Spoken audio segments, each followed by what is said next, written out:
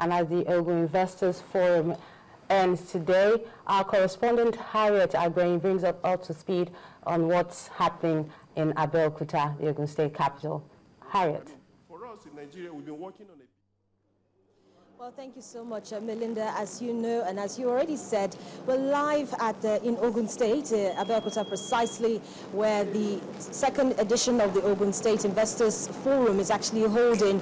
And we know that there have been various sessions that have looked at and focused on various ways on how we can build on the theme for this year's Investors Forum, which is actually on agriculture and urban development. And in the session, and the fourth session actually that was held, which actually focused on agribusiness and how it can improve yields and build small-scale farmers, Dr. Yumekella, Dr. Yumekella, who is the UN Secretary General Special Representative for Sustainable Energy for All, actually delivered the key speech, and he's here with me. Thank you so much, Dr. Yumekella, for joining me. Thank you for having me. Well, you talked about allied based industrialization. Now, I know you focus mostly on how Nigeria can achieve this, but we're here in Ogun State, and it is the Investors Forum. Let's talk about how Ogun State can actually achieve that allied-based industrialization. Well, first of all, I think they've set the basic framework in place. The governor has a clear vision that he has established, which was the basis for the debate yesterday, and many local and foreign businessmen were here, including the World Bank, IFC, myself and others, to look at that vision. They've set up a number of policy frameworks already. I think there are still a number of fundamental challenges, as you heard. Infrastructure is a big one. Second, the challenges of energy, which I talked about quite a bit. Energy is the lack of availability of reliable, affordable energy will continue to be a challenge here. But the key here is we have a set of administrators that are committed to making Ogun State an industrial base.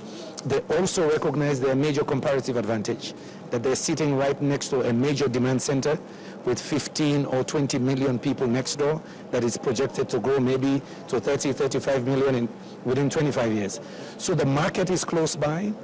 There is a determined government. It will be crucial that the people of Ogun State take it as their vision, not just as the vision of a governor. In every country where we have seen industrialization and economic prosperity take place, it has always been a long-term strategy, meaning what? The governor and his team have started it. This should be a framework and a direction that every successive government must commit to. And you heard many of the investors say yesterday, one of the headaches in Africa is that suddenly policy changes. There is a policy today that has incentivized production and industrialization. People go and borrow from the bank to establish their factories, and suddenly the next team comes in, they change their mind. That cannot happen here. If you want industrialization and wealth creation and jobs and the housing estates we heard of yesterday, and inclusive growth, as I said, you need TLC. The bankers tell you internationally, we want TLC in policy. Transparency, longevity, credibility. That policy has to be stable and predictable. Well, thank you so much, Dr. Yumekella, for speaking with us.